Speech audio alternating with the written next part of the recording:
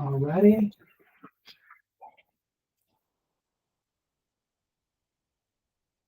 Getting everything rolling here, guys. Okay, so let's go ahead and get started. I'm going to come over here to make announcements today. Now, y'all are fine.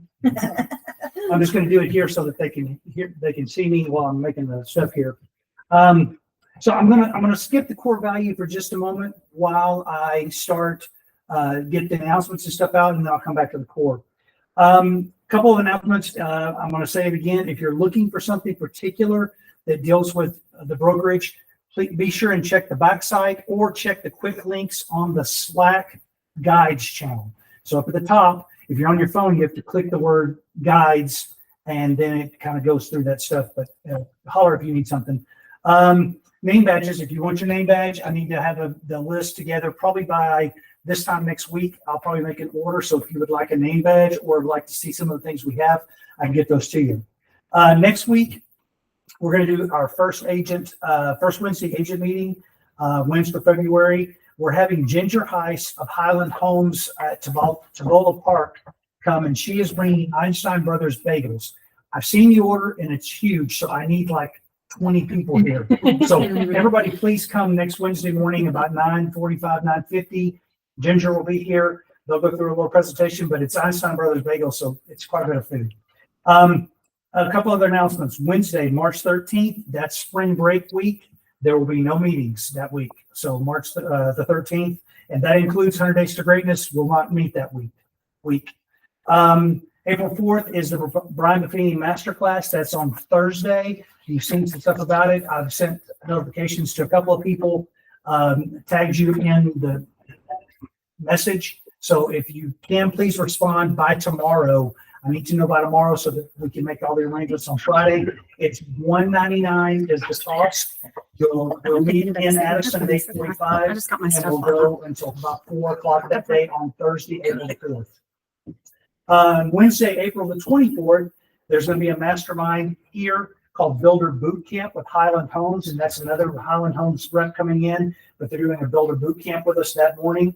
And then Wednesday, May the 8th, we're going to do real estate law with JC Johnson, 1 hour CE credit here in the office.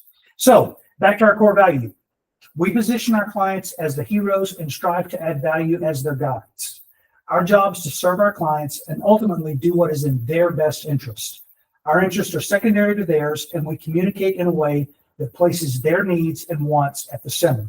At the same time, we are always looking for ways to make someone's experience better and constantly add more value.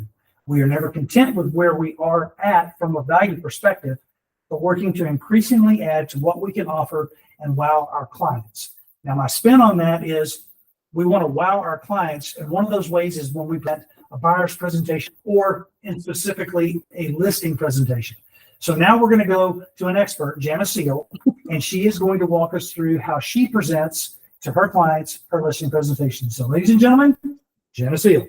Hey guys, am I in a good position right here, or do I need to be over there where that camera's flowing? No, your camera is right there, and they can see you on the camera. So okay, you should be good. Okay, great. Well, I just want to start off with just a couple of things about my philosophy, I guess in general. That would be that I believe that you or I, whoever the presenter is, the agent, is the most valuable thing that you bring to the table. And the reason why I take on that philosophy is because one of the life-changing and kind of business-changing trainings that I went through was the Go-Giver. And I'm going to put it on, I don't know if you can see that or not, or yeah. How can you see it? Anyway, I'll read it to you. Anyway, the 5 laws of stratospheric success, which completely, I should be sitting down, right? Mm-hmm. Completely line up with our core values here at 6th Avenue, which was another reason why I was very attracted to 6A whenever I was looking for the right brokerage fit for me. It talks about the law of value. Your true worth is determined by how much you give in value and then what you take in payment. So you have to know that what you're giving out is more than what you're taking in. The law of compensation is determined by how many people you serve and how well you serve them. So if you're not making enough money, serve more. and that will come up. The law of influence is determined by how abundantly you place other people's interests first. That's one of our ethics, that we have a fiduciary responsibility as an agent to put our clients' interests ahead of our own. And then the law of authenticity, the most valuable gift you have to offer is yourself. And then the law of receptivity, the key to effective giving is being open to receiving. Don't apologize for your brokerage fee. It is what it is. And if you present in a professional, trustworthy, knowledgeable manner, then its price isn't going to be an issue. It becomes a back burner item. And so I want to point that out first. And then a couple books, The Go-Giver. This one is the one that I like. It's an easy read, but it talks in story format about those 5 laws of stratospheric success. And then there's also The Go-Givers Sell More, which is taking into consideration the language of sales. And we are in sales, and I am not apologetic about that. It is a great profession. It's a very rewarding profession, and handled correctly, it can be a blessing to our clients.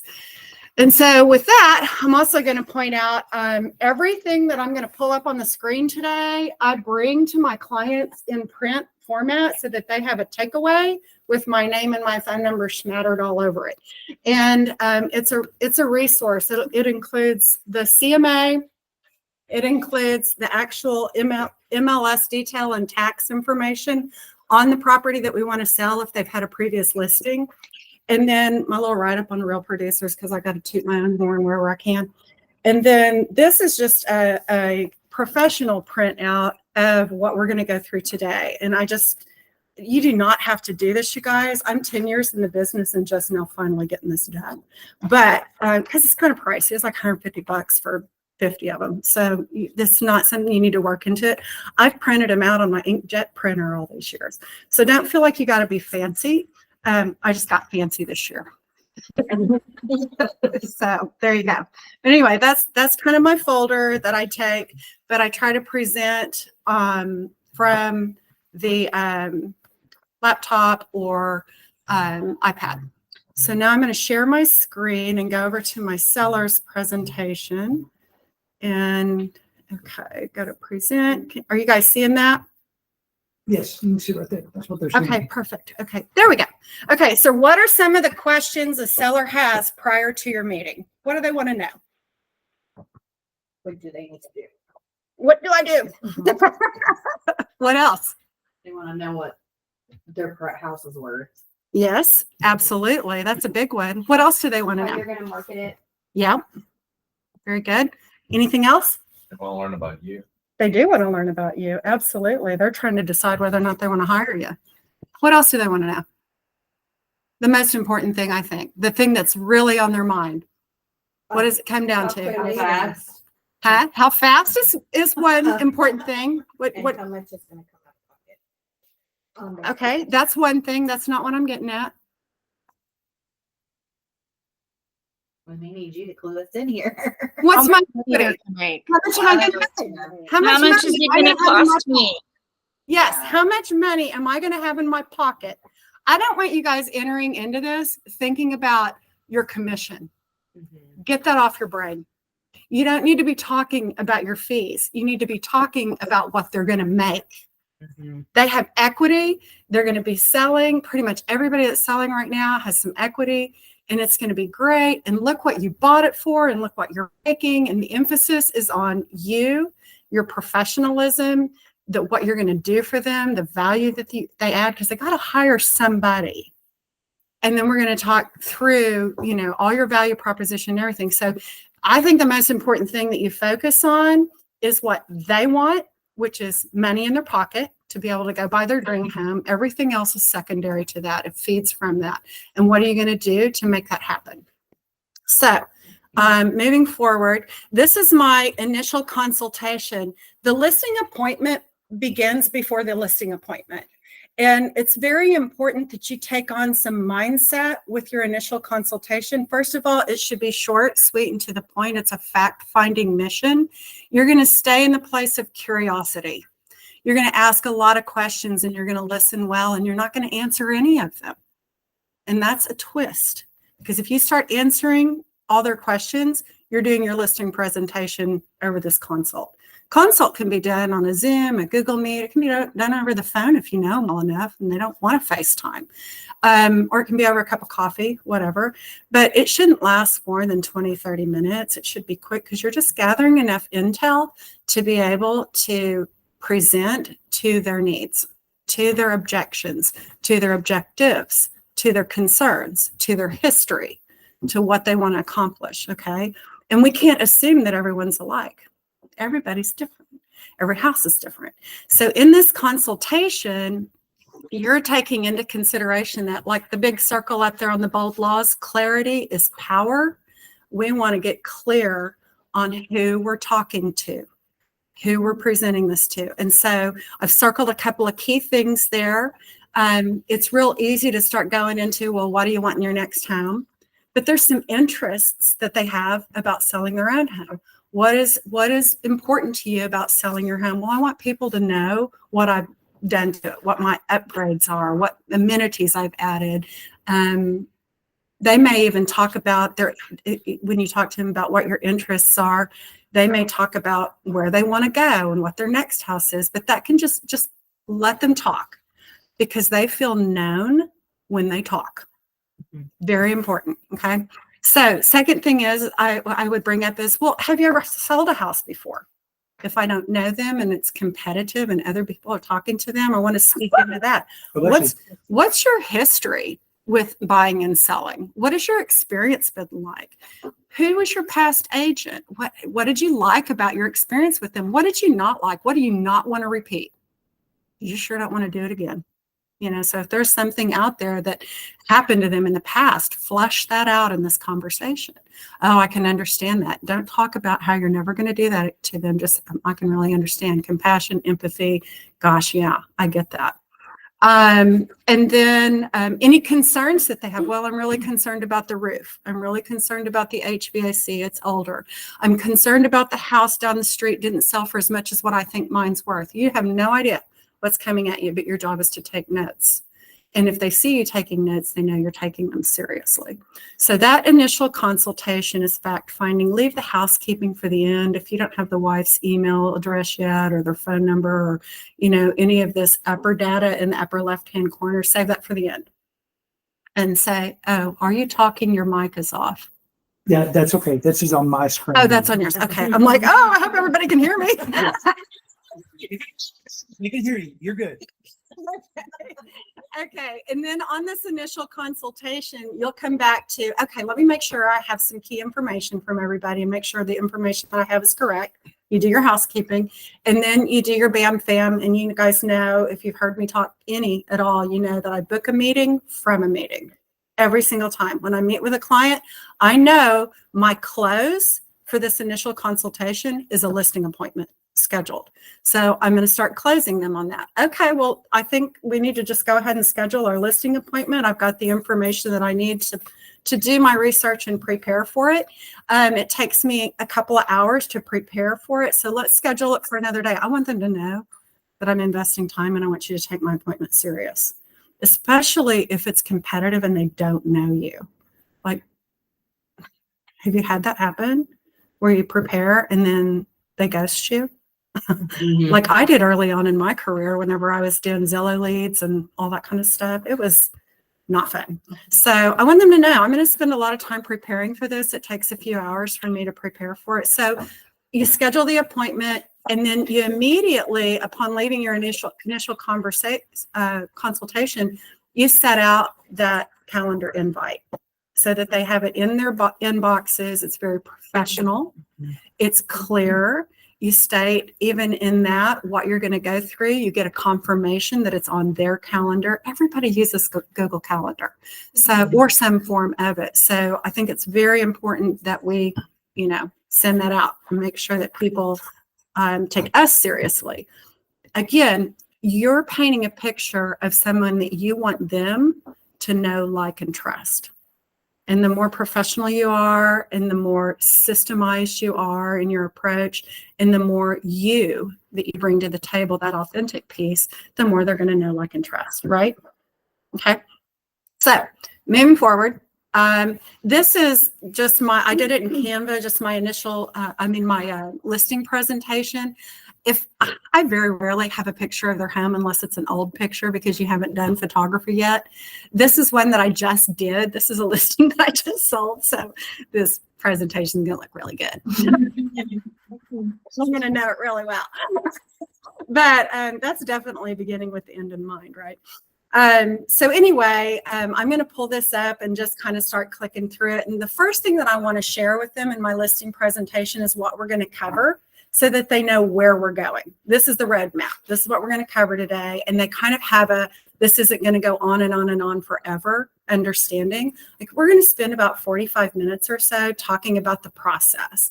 And in that process, we're going to discuss a little bit about what's important in an agent, what's important in the research, the information that I'm going to pull together, how I'm going to answer the questions and the objectives and the concerns of our initial consultation, and definitely tell you what your takeaway is going to be from the sale, because that's what everybody wants to know. How much money am I going to make on my house? The third thing we're going to talk about is the strategy, what you need to do and what I'm going to do. I have a value proposition here within this. I put skin in the game. And it's important that you know that I'm just as committed to this sale as you are, because this is how I feed my family. This is how I make my livelihood. This is how I bless others. And so I have, a valued interest in the outcome of this, and I want it to be the best it can be, just like you do. Step number 4, we're going to talk about the selling process, what to expect after we're under contract. What is it going to look like? What are the little moving parts in the wheel that are going to take place? And then lastly, what happens at the closing table. So let me know as we walk through this, if there's any questions that you have. This is interactive. I want you to feel like you're a part of it. And I'm going to talk and tell and answer your questions that we talked about from the initial consultation. But I also want you to feel free to interact and let me know if there's something specifically that you need an answer to. So getting started on this, I brought with me today your market analysis, and it's all in this folder. Everything that we're going to talk about is in this folder, but I want to just kind of walk through it with you on the screen here because that's easier than paper. So I'm going to pull it up real quick. And in this market analysis, we're going to answer several questions. Like you want to know, how much did the house down the street sell for? How much do I need to adjust in difference based on what their house sold for and what realistically will my house sell for? Like they've got certain things that I don't have. I've got a 3rd-car garage. They don't. How much more do I get for that? I mean, these are questions that I'm sure you have. And then we're going to come up with a price range, low to high. And we're going to figure out where we want to sit within that price range to list your house. Sorry about this. And then we'll be looking at the current activity in your neighborhood. That's going to give us information on how long our house is staying on the market. So how long should it take? We want healthy expectations. What is the list price versus the sold price? What's happening in that difference between the two? Are we getting more than we're listing for, like we've seen in the past? That things softened a little bit. We're going to look at that. Different neighborhoods give different results.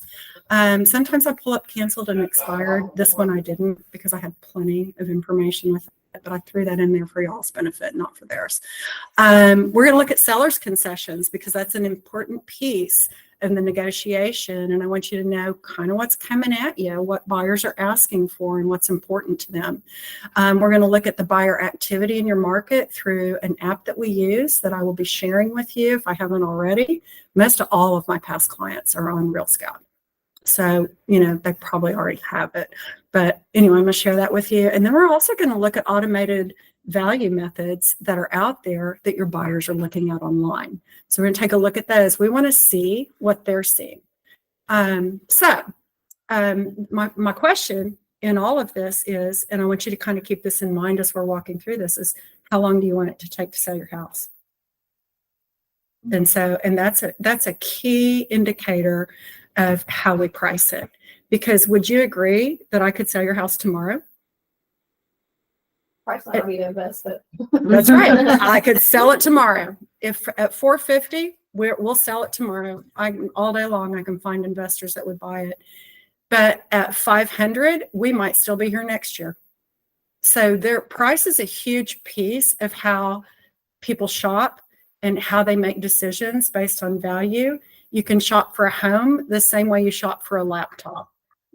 And it's important to point that out to clients and help them understand that your buyers see everything that's for sale and they see where we sit within it. And they know just based on the auto value methods and what they're looking at, if they're getting a good deal or not. So let's go straight into the market analysis. And I use the MLS to create my market analysis.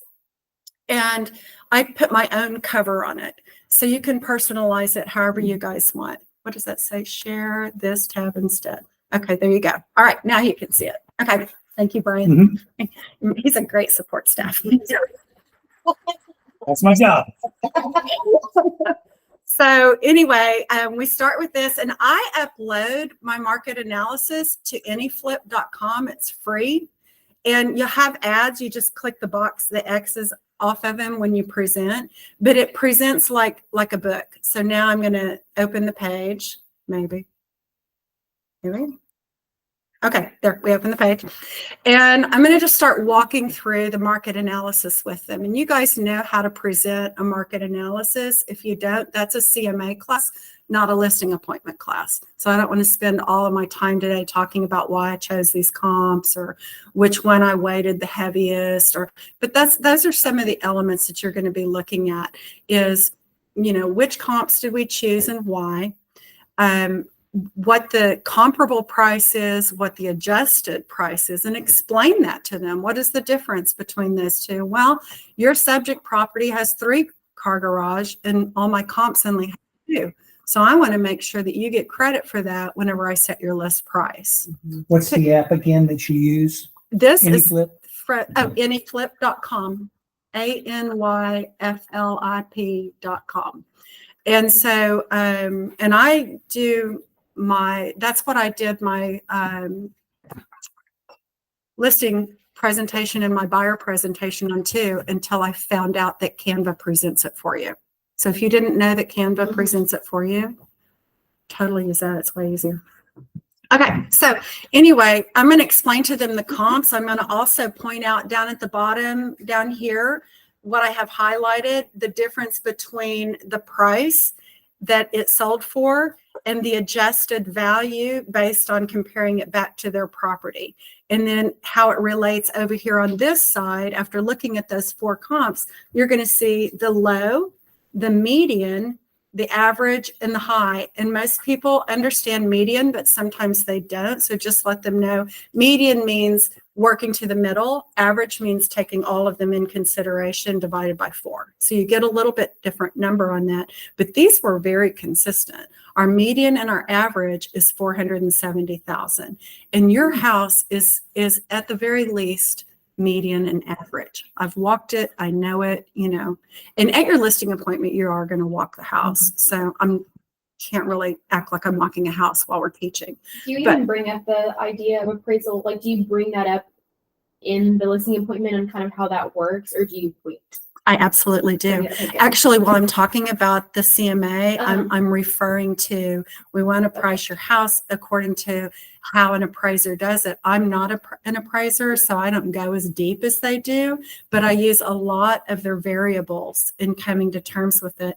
And I actually share my CMA with the appraisers along with the survey and the seller's disclosure and any additional information about amenities and updates whenever it's time to get the house appraised, because I want it to appraise for as much as possible. Little like folder binder kind of on the how you present that to them. You just like keep it on the To the appraiser, I email it all to them. email. Mm-hmm. Yep. I just call them and say, hey, I've got all my content here. Use what you want.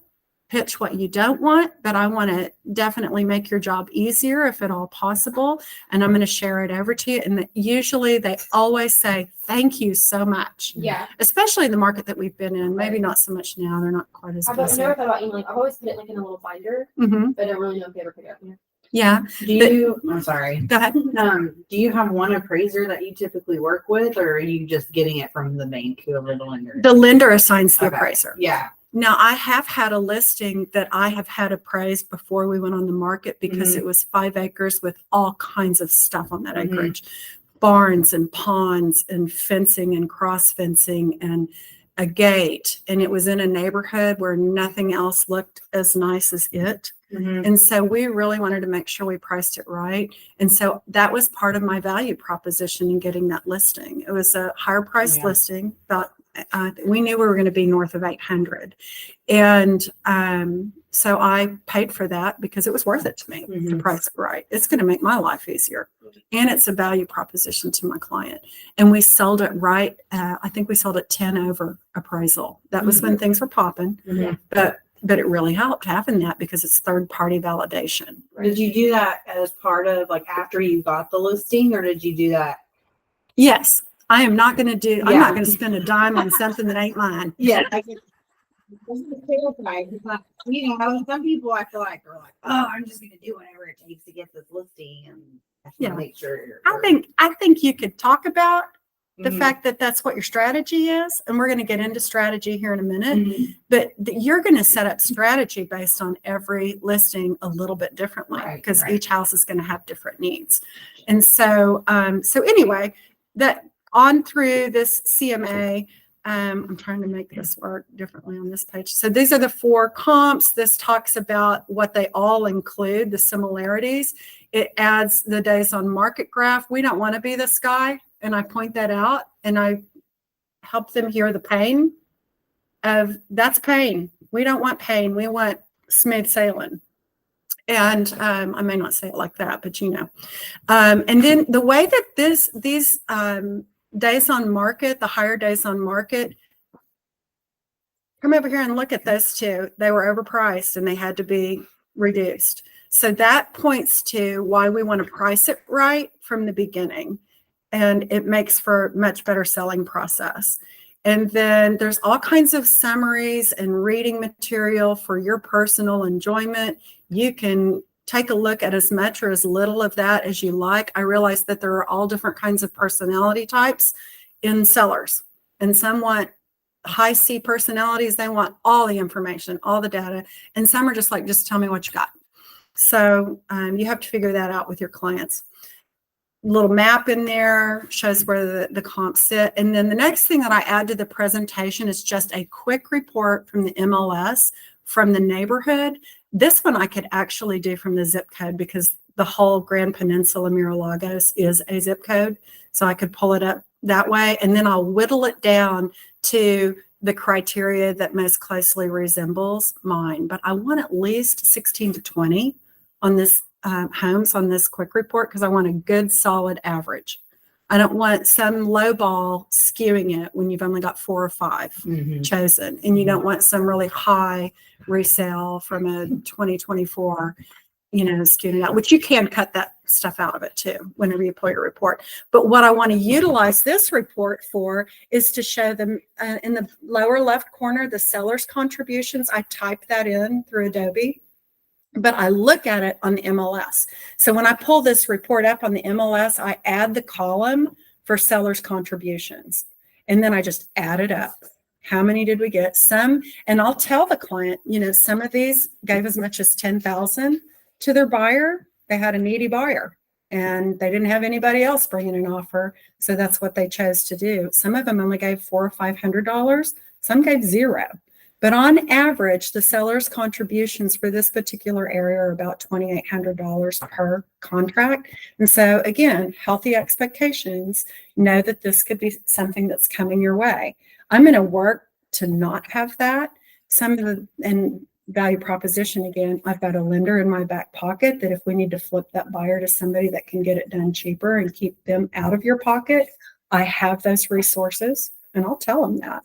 And I've flipped buyers on my listings to my lender because they had a better deal. Nobody wants to pay that 10 grand if they don't have to. That, you know, the buyer doesn't want to use the money that way, and the seller sure doesn't. So if you've got a solution, be driven to that. Right now, there's not a lot of solutions unless you've got a good broker out there that can do something good.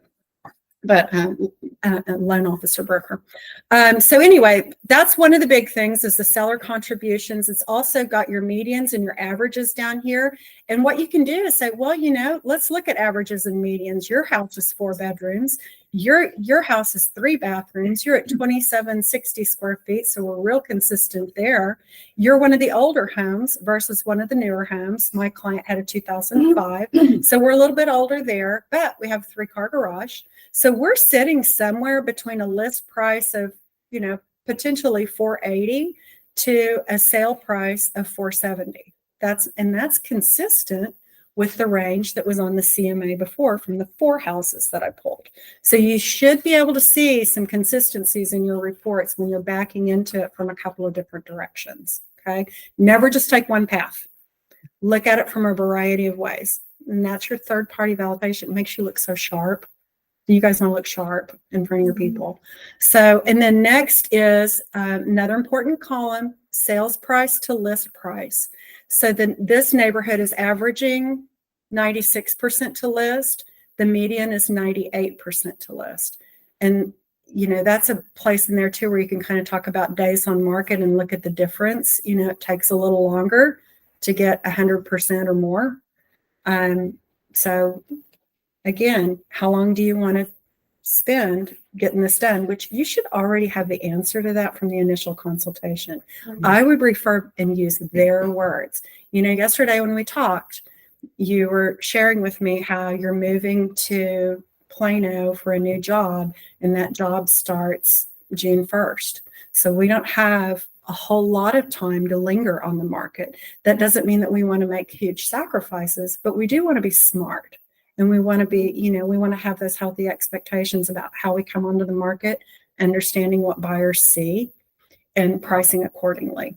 Okay. Do you ever put in or tailor your appointments to where if they were obviously buying another home, do you put in something in there where you explain what the process would look like if they were contingent, or how do you navigate that? Because sometimes I get a little hung up. On this one that I have coming up, they're just going to use a bridge, and so you don't have to be contingent, but also you don't want to spend a lot of time with their, how do you kind of? Every listing is different, and that's an objective for them, and it's a concern for them. So you absolutely talk about it, and you educate them about how to navigate that. On this particular listing, they bought first. Okay. They didn't need a bridge loan. They could just buy it outright and then come back and sell. Yeah. So I'm coming from that perspective in this presentation. But if I had that, I would definitely leave it in. So, and if you ever want to do a role play or a coaching call, just call me. You guys, I'm not always in the office, but I'm always available. Yeah. And that's just because it's a 30-minute drive. So 20-minute. So I'd be happy to help you guys with that. Okay, so next up, we've set healthy expectations on days on market, sale price versus list, what our range is. We've given additional validation on that. We've talked about what their seller's concessions are. When we move forward, this is just the last page of the report. Flip past that. And this brings it down to the seller's net. And this is my net sheet for my sellers. I do it all in Excel. It's already formulated. Down at the bottom, all I have to do is plug in my numbers, what we want to sell it for, what the payoff is, what the brokerage fee is. And you'd want to talk to them about that too, and say, if I get 2 sides of the deal, I give them 0.5% off on the sale of their home, just because there's enough money there, and prices are higher than they've ever been before, and it's a good paycheck. Say that again. If I get both sides of the transaction, the sell and the buy, I'll take 0.5% off their sale. Not on the same house. She's got the seller and they're buying. So she's I was working. I'm taking my full commission on the buy side. Yeah, Because I can't control that. I don't know if I'm going to get 2.5 already on that, so I'm not going to discount that. So you're saying that okay, so if you're doing the sell and you're turning around and doing the buy, okay, cool. So I shouldn't say I can't control that. I'm going to say I choose not to worry about that. Yeah. I have controlled it in the past though. So you basically list for 2.5% if they're going to be, okay. Well, that's what I do. Yeah. Good. And I'll just, I do that's the a exact same thing. value Okay. proposition. I want to come from a place of contribution. which is one of the bold laws from that I learned through Keller Williams. They teach a lot of bold. So with that, am I going on too long or are we We got good? about 20 minutes. Okay, oh, we'll be able to finish up then. Okay, so then this just talks about this first paragraph up here is the title fees. The second little paragraph is all about miscellaneous and lender fees, repairs, home warranty, all that. The third box is like their payoff, what their loan entails, if there's any liens on the property that have to be considered. And then the last, the grand total down here does the math for you. And this number right in here is what they should estimate, and make sure you use that word. This is what I estimate your net sale takeaway will be. So, and then after that, you explain, you know, you're going to have some money left in escrow. You're probably going to have a credit back from your insurance company. Those things all come, you know, 30 days after close, which is a great time to buy furniture. You might even have that conversation with them that says, don't buy furniture until, okay. So now I'm going to go back to my presentation again. So we've covered all of these things. And I already know how long they want to, you know, they want their house to be on the market, so I'm not going to rehash that. So next page, if it'll let me. Okay, so this is the third point, is we're going to talk about strategy now. And your piece of the puzzle, I'm going to leave you with a checklist before I leave today. And you guys, I use my cell phone under notes. And I will walk the property before I leave, like after I present, I'll walk the property. And under notes, I'll take a picture and then I'll do a punch list. Everything that I want fixed in that picture. Declutter, pick everything up off the floor, remove, you know, do a solid bedspread, white towels. I mean, clear off the top shelf, get everything off the fridge. Whatever's in that picture that is not picture perfect, remove the rugs on the floor, whatever it is. If you've worked with a stager at all, you have a good working knowledge of that. And you're going to give them a punch list for each picture that you take. And then you're going to share those notes to them. Use technology wherever you can. And sometimes it sends all the pictures first. If they've got an Android, it's just painful. Jesus, take the wheel. But I think you can share it through Gmail, because I did it this last time with the Brenners. They're Android people. And I just shared it through email. I don't know what it looked like on their end, but you know, they're different. They're different people. My son is an Android person. He's an IT guy, and he's like, I would never have an iPhone. I'm like, okay, whatever. So, but that's what I do after everything's done. So, and that's good. And I'm going to explain that, kind of interject that right in here, like what you're going to do. I'm going to leave you with a punch list. I'm not going to go any further than that. I'm just leave you a quick punch list. You're going to know exactly what to do. What I'm going to do, my value proposition is that once you get your punch list complete, I'm going to come in and I'm going to stage, and I'm going to use your things to stage. We may use a few things, you know, I'll tell you in the list that I'm sending you. Keep this aside. Don't pack that up, because you're going to be packing up a lot of stuff. And I'll let you know the pieces that I want to use. And then I'll bring some of my own things, because I have an inventory of staging items now. I usually show up with a tub, and it's got everything from white towels and white rugs and white shower curtains to green plants to basically what you see in this picture right here. A tray maybe that I want to use in the bathroom. I just use the same stuff every time, and it's either stuff for a farmhouse, stuff for gold trim, stuff for wood, you know, just all my little boxes. And I just carry them in, and we do usually a couple hours worth of staging. I try to do my staging the exact same day that I'm going to have your windows cleaned inside and out. People underestimate the value of clean windows, but clean windows say, I am well maintained. Clean windows also keep buyers from getting in your pocket telling you that they need to be replaced when they're just dirty. So, you know, let's clarify that. Let's flush that out right up front and know what we're dealing with windows. And if we have one or two panes that need to be replaced, I've got a guy, a pane that size would cost about $180 to replace. I'd rather replace it and have it clean up front if your budget allows for that, than leave it to where you can't even see out of it and have a poor taste in the buyer's mouth. So we can talk about yeah. So like the cleaning windows, do you set up that appointment? Okay. Do you use Blues? Huh? Blues? I use T&J Pro Services in Mansfield. I try to work as local as I can because he'll send me business.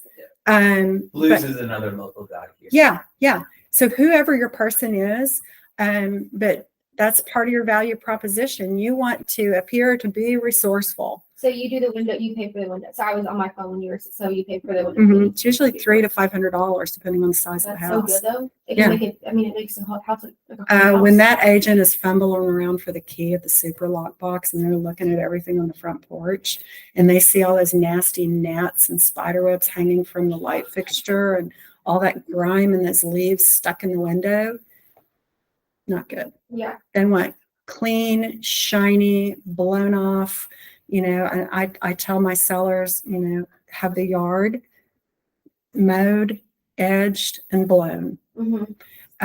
Have decluttered and all that, and then I like professional cleaning service to come through, especially if it's vacant. Right. You see Yeah. everything when it's That's vacant. If it's not vacant, they may say, "Oh, I can clean it myself." Okay, well, I'll give you a quick punch list on the things to remember Mhm. when you're doing that because they won't do all the things, and you just want to be clear up front and proactive in your communication. So yeah, staging, clean windows.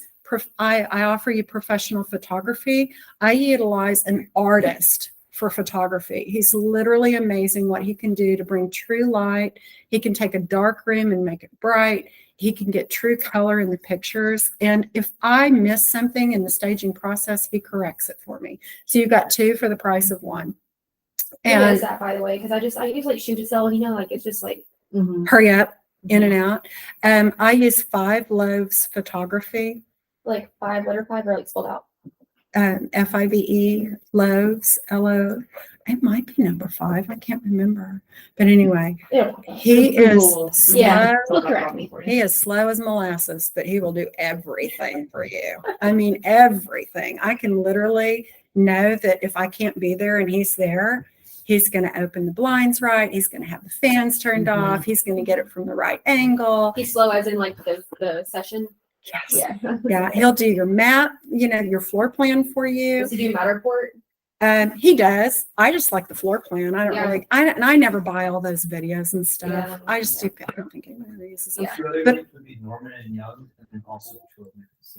Okay. I have really good one too that I use. So. So they're out there. Yeah. He does that shutter thing where it takes 5 minutes to take the picture. Yeah. He takes it this way, this way, this way, this way, this way, Yeah. whatever it is. Anyway, I love him. He also gives me a website. And I share that website with every buyer's agent that shows the property.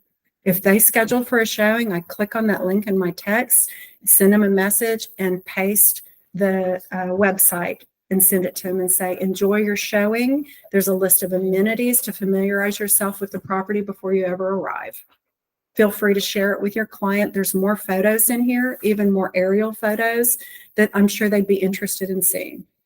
And just get it out there as much as you can. I also utilize it on social media campaigns, and I do advertise on social media campaigns and boost those posts and get it as far as I can. So I explain that to them. That's also part of my value proposition.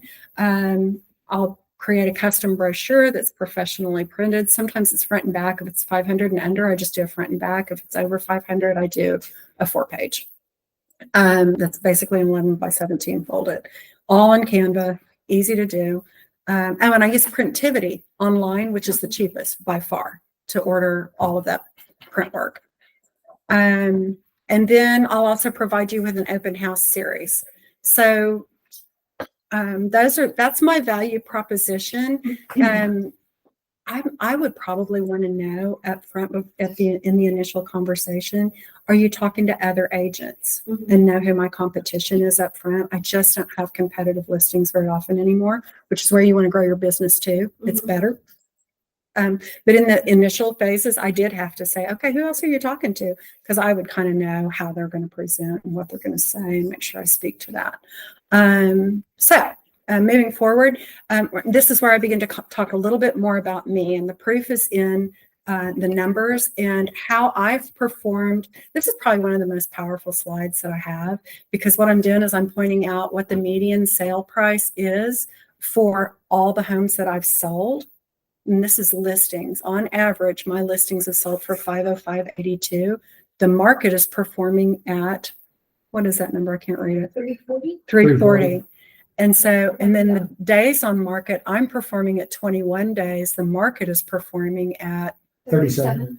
And then my list Like you price did versus mention. sold price average is That's what I running 99.8%. The market is performing at Kristen? 96. I can't see it. Is it 96.7? Yeah, I think that's what. it is. So what I want you to see is how my results outpace the market. The average agent is selling at these average marks. And what you want is somebody that's above average. And so what does that mean to you? Well, just based on my listings alone, how many I sold last year and the percentage that I did over and above how the market averaged, that came to a total of $176,000 for my clients. And if I divided that equally between all clients, that was $12,571 that they each gained by using my services instead of an average agent. See how you're differentiating. That's polish, it's professionalism, it's third-party validation, all of that. You deserve better than average. This is the most important decision you're going to make. So anyway, moving forward, this is how I've performed. 11 years in the business, over 300 transactions. 90% of my business is based on past clients, and I served 54 clients in 2023.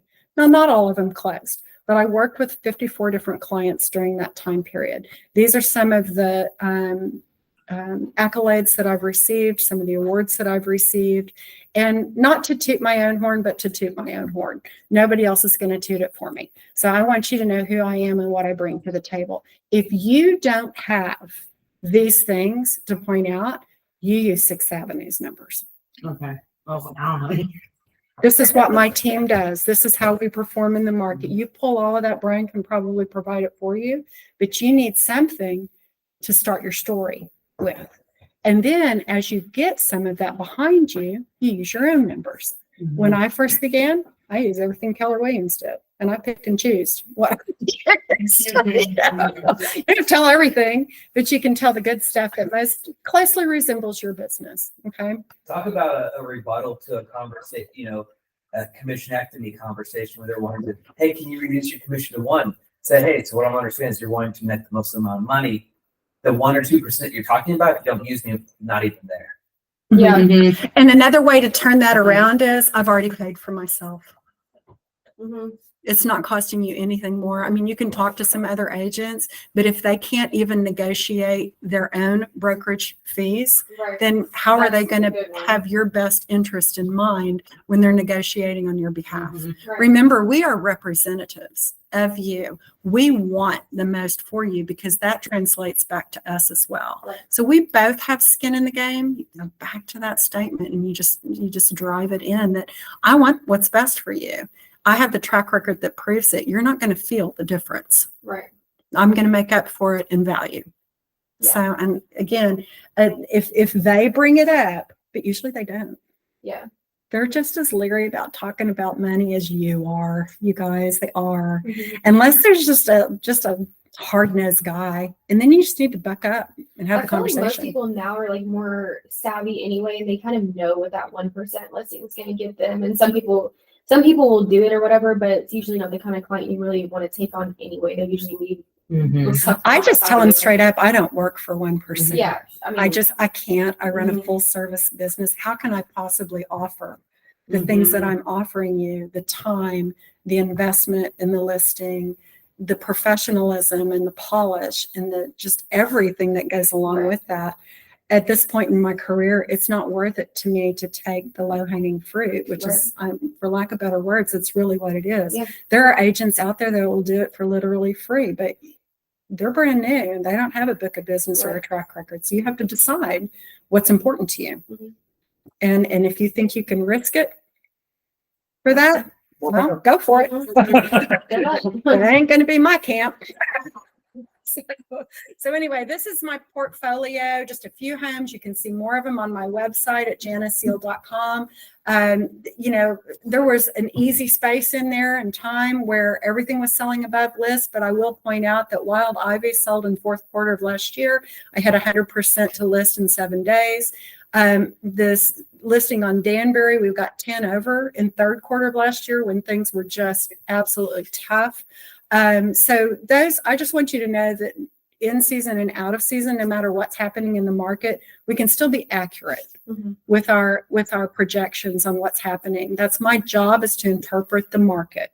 Write that down, put that in your brain. My job is to interpret the market for you because it's ever changing. Every 3 months it's changing. The market we had in January was completely different than the market we had in December.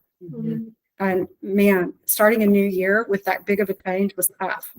I'm feeling it. Client testimonials, you might throw a few of them in there. Again, third-party validation, people that are saying good things about you, tell them where you don't put every one of them in there, but like in my printout, I have a whole bunch. But in this, 1 or 2 that they might be able to relate to and where they can find more.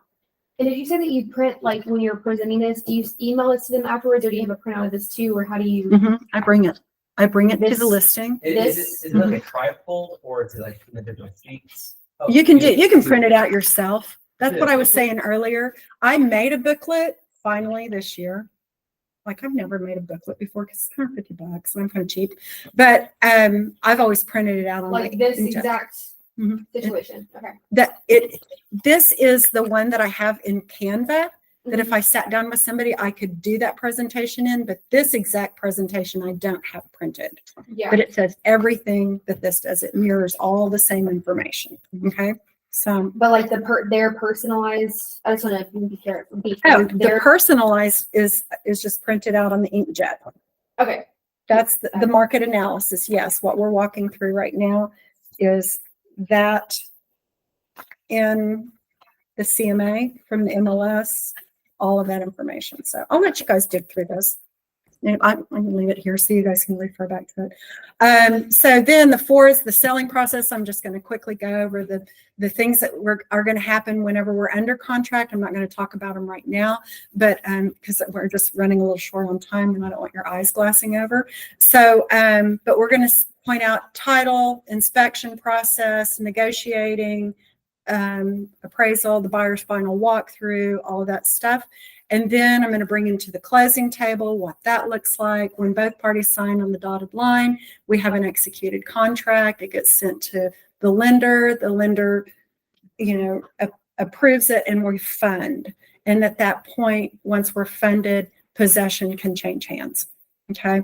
So you might talk about lease backs at that point. You might talk about their needs versus because they're going to be concerned. Okay, if I'm selling my house first and then buying, how does all this work seamlessly? So you have that conversation in there. And then always close. Remember me, fam, book a meeting from a meeting. Okay. I don't bring paperwork with me to sign at the table. That's totally old school.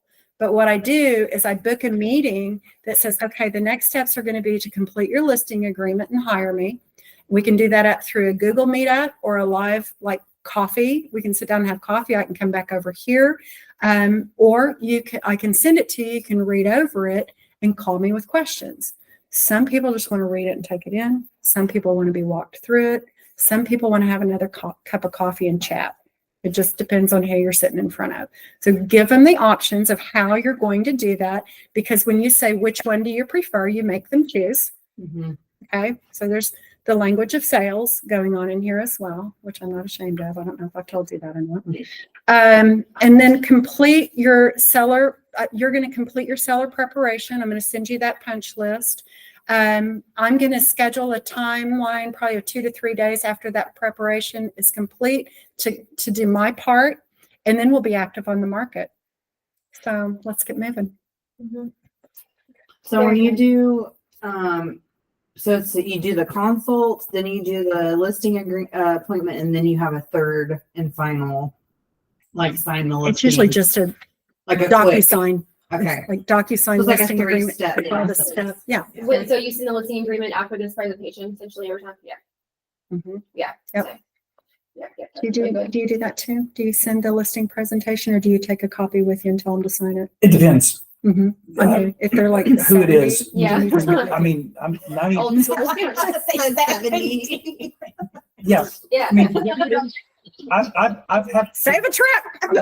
I've had to drive documents someplace before, absolutely. But I mean, 93% of my business is people that I've worked with before. So I'm doing most of this over the phone, Mhm. sending them one email that has all this information in it. They look over it and they go, where do I sign? Here's the DocuSign. Mm-hmm. There are So people I it's- still it's- see like delivering earnest and option money to the title company. Mhm. Why are people what? Wire I saw fraud. somebody. I keep seeing it over at like agents doing it. Like, oh, delivering earnest and option. I'm like, what? There's Ockham. I mean, Yeah. yeah, That's I'm you like, just- you're still. Whatever. My Never title done that company before. sends them the instructions for Yeah. Zonka. Yeah. Mhm. But if they, I also explain, I always want to give options. Mhm. What do you prefer? Yeah. What's, Yeah. what What's is the best comfortable? service to you? And I try to get their inspection scheduled within that time frame of earnest and option delivery. So, and Right. they say, bring your checkbook. Yeah. And then I do Zochem right in front of them and they see Yeah. what's going on. And so they, anything I can do to show them that I actually work for a living, Yeah. Mhm. actually Actually. provide services and. Did meet you their know needs. that the CEO of Zochem her name's Ashley Cook, and she's a real estate lawyer. So I have her contact info if anybody needs. That's so. That's cool. cool. She's, she's I wanna- local. Before we so- get done, I want to give everybody online the opportunity. If you guys would like to ask any questions before, Jenna, you get your takeaways. Sorry. Yeah, and I Okay. want to hear your takeaways too. So we do want to do Q&A. Remember, the most valuable gift you have to offer is you. Be you. They're looking for what you bring to the table. Take time to prepare and think about that value proposition. Curiosity is in your initial consultation. Solutions are in your listing appointment. Don't give it all away up front. Okay. The third party validation is important wherever you can layer in facts and reports and documented proof. It's important. Also in testimonials, that's third party validation. People buy from people they know, like, and trust. So how you present yourself, how you present information, how you interact with them is going to bring those walls down, especially in the competitive situation. And if it's competitive, you constantly want to be asking them throughout the process that and reminding them that lines up with our initial consultation. Those were objectives of yours. Have you thought of any other objectives or concerns? Open it back up again. Let them talk to it, because if they have talked to another agent before they talk to you, they've learned something that's important to them. You need to know what that is. Okay. And you want to hit on that too. Structure your presentation around that. Begin with the end in mind, customers for life. Okay. All right. So what do we got? Okay. Does anybody online have any questions for Janna? No questions, but great. Loved it. Oh, I'm glad you liked it. Good. Is this a presentation that you're like sharing with us that we can use, or just how did you? Absolutely have. Just don't use my name. Use yours. Yeah, because it's really nice. Yeah, same. Thanks so much, Janna. This was very helpful. Okay, great. I can share it to the 6A Canva, because I have my own Canva. So I can share it over there and you guys can, just And then make a link it in copy. Slack? Yeah. Link I it. can link it in Slack. You do all that. I don't know how to do that. Just copy the URL when you put it in Canva and put it in Slack and say, Okay. here's my presentation. Okay, so I'll do that.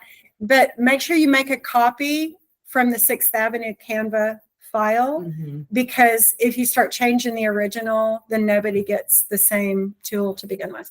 So I'll just say that. Anyone else? I have a question about the net sheet. Oh, sorry. Go ahead. Whenever you do the net sheet, do you get like the escrow fees and all that from previous contracts that you've done, or do you actually talk to your title about how much it'll cost them? You can call title and ask them. Okay. My net sheet actually has a formula factored into the spreadsheet, so that once I put the list price in, it throws the owner's title policy fee up there. And it's a little low because I think the rates went up a little bit, but it's close enough. It's For- always so hard trying to figure out net, because it's just like I feel like every time I close, there's different fees, and I'm like, The only thing that changes between any title company in the state of Texas is their escrow Yes. fees. The title insurance policy is a set fee that everybody charges, and it's a formula. Yeah. I've got the formula. And just remember, it's an There's something in estimate. there too, yeah. You're not saying this is exact. You're just saying this is an estimate. I use First First American. First seller. Yeah. I'm thinking for like buyers in my head because I'm just like, Mhm. Yeah. like the change. I mean, I use First American. They have a flat fee. Okay. It's nice. So, Yeah. yeah. Most people do. Most title companies have a flat fee. It just varies from title company to title company what the fee is. Mhm. And then there's attorney fees and doc prep. You get all those little bitty fees. But once you get with your title company and learn what those are, then they're the same on every Yeah. single time. And I was gonna $750 say, cost. each Go ahead. title company has an app. Like I use my preferred, is either Capital Title or McKnight, and they have an app, and I just use that, and I can plug in my logo, my picture in there, and that's what I use for my net shoot. It's all in there already auto populated, and you can edit it, but that's what I use. Okay. Is that Perfect. the Cap App one? Yes. I love that app. It's amazing. Okay. So there you Yeah. go. What app is it? Oh, Cap App one. What is that? Um, Hey, Holly, would you share that on Slack? Yes, I will. Because that's something that I'd like to check into. I'm still a little bit I old use school that using an Excel multiple spreadsheet. times a day. Mhm. Okay. Buyers and sellers, and also you put your name, picture in there, and it auto populates beautiful reports of pie charts and graphs and things like Good, good, good And deal. it's cap with the C or with the K? that. C. It's not capital. CAPP. Okay. Capital Cap title. App is one word. Hey, can we everybody give Janna a round of applause for a great presentation today? I did just realize that I forgot something on the research. I did have a link in there too to homes.com. And if you've not perused around through homes.com yet, I really like it. I'm just going to share it real quick. If you have a minute, great. If you don't worry about it. But this, It's all over the Super Bowl ads. Yeah, Oh my yes. goodness. I was And- like, how many times? look at the information. I mean, there's just so much about the neighborhood, about homes that are for sale. And then if you get to the bottom of it, and well, this one is not the correct one. Hold on, let me get back in here. Anyway, I had it set up to where it went straight to my client's house. And it had a report on it, and it had 5 different AVMs at the bottom of the page. Mm. So that's where on my AVM link for my presentation, I linked it to homes.com 2943 Valero. Mhm. Pull Is up the that MLS page. attaching to that now or no? I don't know if the MLS, well, yeah, I think it does Yeah. because Mhm. it's, There's a- Okay. When you list, there's a one of the last pages when you're going through your Yeah. listing, it says Okay. publishtohomes.com. Mhm. Gotcha. So they're doing a big push. They called me last week and said, "Hey, You do can you send want?" emails and everything. Oh yeah, they called me like 3 days in a row and like, "We want you to buy advertising with us." I'm like, "I'm not buying advertising," and they wanted to buy it as an office. I'm like, "We're not buying advertising on homes.com. If individual agents want to do that, that's completely up to them. Same thing as a Zillow. Mhm. But as an office, I don't see any benefit for us because we have our own stuff. Right. But individually, y'all check them out. I mean, I haven't had time to go look at it, but that's great information. So again, thank you so You're welcome. much. Thank you for being here. Thank you for So presenting. Great information. Got pages notes. No, good. good. Everybody online, thank you for joining us today. We'll see you next time, but I'll put this up on Slack so you can watch it later. Bye. Bye. Okay, and I will leave this out. here Bye. to you so that